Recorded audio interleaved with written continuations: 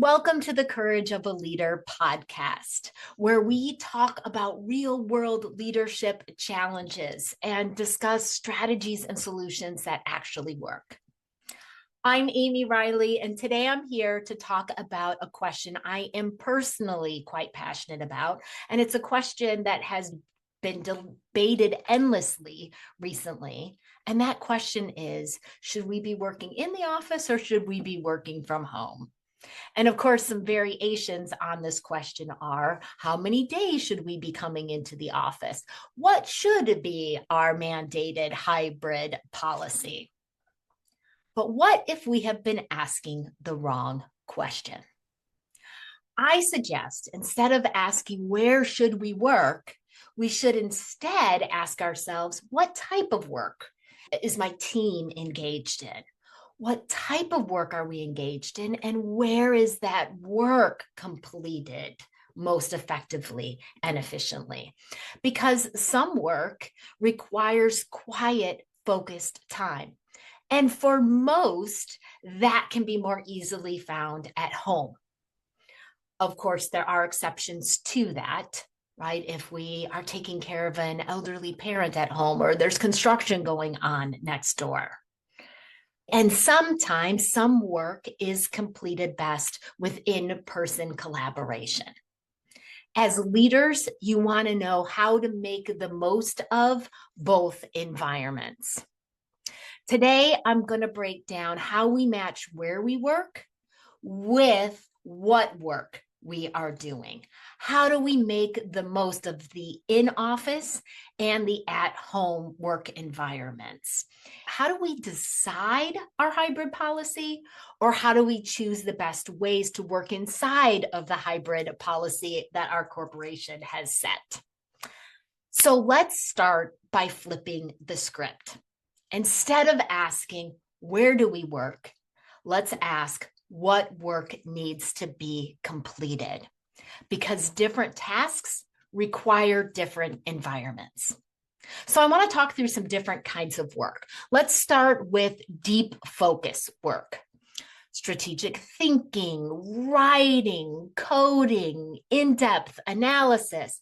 These all require uninterrupted focus time, which, like I said, for many of us, that happens more easily at home. Now, there are some for which it is easier, or it is easier at times to get that quiet focus time in the office. Let's talk about collaboration and innovation, brainstorming, problem solving, getting the team aligned on the direction that you're moving forward with. It can be best to do this in an in-person setting. And it might feel really easy to say, yeah, my team needs to collaborate and innovate at times, so we should have everybody coming into the office. I think we can get more sophisticated than this and ask ourselves, when specifically do we need to collaborate closely? Is it when we're launching a new process? Is it when we're about to put together a new product development team? Is it when we're deciding priorities for the year or for a functional area or for the R&D lab? Those might be times where we specifically want to bring people together into the office. Now, for global teams or significantly geographically dispersed teams, the question might be a little bit different. It might not be, when do we come into the office? When do we work from home? Because there might be great expense with having people come into the office. But for them, the question might be, when do we want to meet in a synchronous way, get on a live meeting? Tackle that time zone problem and actually find a way to show up all together. Because that might mean asking some people to show up early in their day or late in their day. When is it worth that? When specifically do you need that close collaboration? One of my clients has a couple of new product releases every year. So they, a couple of years ago, started to experiment with having everybody come in at critical times during that product release process. So when the product teams are first being created, more people come into the office more days a week. When they are closing major development phases, same thing. And in that week or weeks prior to the product launch, more people are coming in. And they have very intentionally tracked some key metrics as they've done this. And some of them are number of errors, number of on-time deliveries, and immediate customer satisfaction. They found positive results in all of those, right? Less errors, more on-time deliveries, higher customer satisfaction. And when those metrics are moving in those ways, it makes their jobs easier. So these employees have decided this is worth it. This is worth it for me to come into the office more because we are getting better results and it's making my job easier.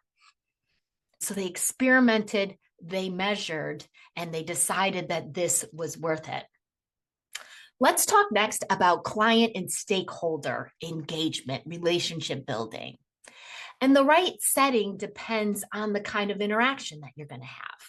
If it's a quick touch base or update, that can be done virtually or even in a message. But if you need to get significantly aligned on something, if you need to have a deep strategic conversation, if you're going to expand the relationship and take on new things, then it very well might be worth it to get together in person. Then you can see body language. You can tune into their reactions at another level. Sometimes we don't know what we don't know, and we don't know what might come up until we're in person. And we can just get insights that we don't see on Zoom or Teams. Let's talk about a final type of work, training and mentorship. This one's big. When we've got a new hire or a new person joining the team, it can be really helpful for this newer person to have those casual off-the-cuff encounters, to be able to ask questions of people that are there, to be able to look over someone's shoulder. How does this work? Or I'm in the middle of something and I have a question and Darius is right there and I can ask him. Right. So it might be worth looking at hybrid guidelines and what you do when you're onboarding a new team member. Do people come in more their first week, or maybe the first month they're with the team? Everybody's coming in on Tuesday, so that new team member knows that people are accessible to them on Tuesdays. So now let's get tactical and talk about how do we make the most of both of these environments, the in-person in the office environment and the work from home environment. And this is where I want to acknowledge that many of you might not have the opportunity to say, what's our hybrid policy? There's been one that has been set by your organization. So your question is, how do you make the most of what's been outlined for you? So let's talk first about maximizing remote work. First, be clear about availability and responsiveness expectations. Working from home does not mean you're off the grid. It also does not mean you're available 24/7. And I've seen both sides of that continuum come up. Be overt inside of your team. What's the expectation for availability? How will you communicate that availability? And what's the responsiveness expectation when you get a message in email or on Slack or in this channel? Right? Be clear about that. Use asynchronistic communication to cut down on unnecessary meetings. Collaboration tools like Trello and ClickUp are getting more and more sophisticated, and it can be fairly easy to see where the work is at a glance.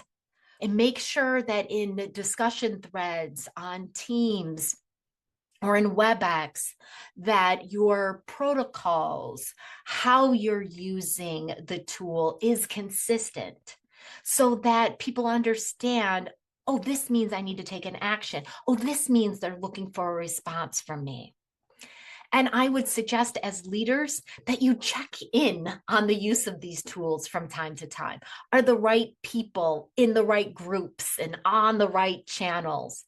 And is there enough standardization about how people are using the tool to avoid misunderstandings and to enable the platforms to create the effectiveness and efficiency that we hope that we do?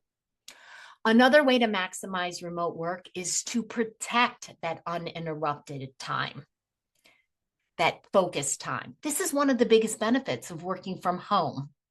So we don't want to let it get hijacked by having an open calendar, right? So if your team comes in Tuesdays through Thursdays, can Mondays afternoons be no meetings for anyone? Or people allowed to block off their time so that other folks cannot drop in a meeting during those 2 hours that they were planning to have that focused concentration time. If you're only allowed a certain number of remote days, be strategic. Use them for the work that benefits the most from independent, quiet, uninterrupted time. Okay, let's talk about maximizing our in-person in-office time. Please do not bring people into the office to sit in a room by themselves on Zoom or team calls all day. I've heard about that happening too many times. Please rethink those in-office days and how they are structured.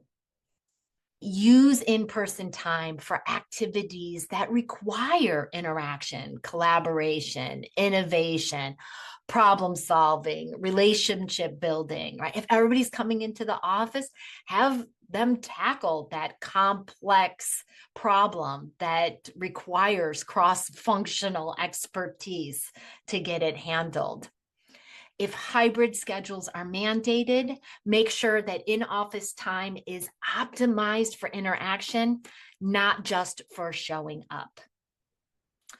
A leader that I've been working with for a couple of years, Kieran, was telling me about something that they had implemented in his company on the in-person in-office days. They said, let's have a lunch and learn. Let's bring in some food. Everybody loves that. And let's have a functional leader give updates from what's going on in that area. Sounded like a great idea. Okay, people started showing up. And then over time, the turnout got worse and worse. As I was talking to Kieran about it, it became clear that this was one-way communication. That functional leader was showing up and giving updates as everybody was eating their lunch. One-way communication. This can be delivered via a video or via a message, or ideally both, so that people can take in the information in the way that they prefer. But I talked to Kieran more about what was possible. And we saw that there was a way to turn this into more of a dynamic discussion. And it actually didn't take a lot of effort to figure this out. Kieran and I put together a list of generic facilitated questions that a functional leader could ask. And then we just asked them when they showed up to give their update, please customize these questions a little bit to fit the topic that you're talking about. And now these lunch and learns have been rebranded as what's the impact on you sessions. And the functional leader shows up, gives their updates, and then a dynamic, thought-provoking, what does this mean for me? How does this impact our customers? How can I play a role in ensuring that this enhances the customer's experience? Very dynamic conversation that is now consistently resulting in innovative ideas. So as leaders, it's not just our jobs to enforce the hybrid policies, it's to make sure that the policies work as best as possible for our teams. So how do you decide what work gets done where? Here is a 3-step framework. Step 1, define the task. Is this focused, independent work? Is it collaborative, innovative, problem-solving work? Is this stakeholder or client engagement? So first, define the task. Second, assess the needs. Does the work require access to specific resources? Are spontaneous interactions helpful? What's the level of trust building that's needed? And then step 3, set clear guidelines. Instead of arbitrary rules, create the hybrid schedules, processes, and protocols that align the work with where it's being done. And most importantly, experiment, learn, and adapt. Hybrid is not one size fits all, and it's not one size always fits us. There's seasonal changes to the work, like we've already talked about. Experiment. Maybe your company has a hybrid schedule of everybody must come in 2 days a week, but you can decide what the 2 days are. Maybe you decide within your team or your functional area or even your location, let's have one of those days consistently be Tuesdays for everybody. Let's try this for 4 to 6 weeks and see what happens. Are we achieving some of the benefits we might expect to? Are there other benefits that come out of this? And then talk about it after the 6 weeks. Was it worth it? Making Tuesdays a mandated day? And then learn from that and adapt. The best leaders keep refining their approach. So here's the key takeaway. Don't let where you're working define how you're working. Instead, start with what the work is and decide where and how it will be done. I challenge you, look at your team's work and ask yourself, are you using your time and your space and your platforms and your tools in the most effective ways? Sometimes some small, simple changes can make all of the difference. I'd love to hear how you are making hybrid work within your team, within your organization. Connect with me on LinkedIn, send me a message, leave a comment below. And if you got good value from this episode, please share it with a colleague that you think could use some fresh perspectives on hybrid work. Thank you for tuning in today. Thank you for having the courage of a leader, and we will see you soon.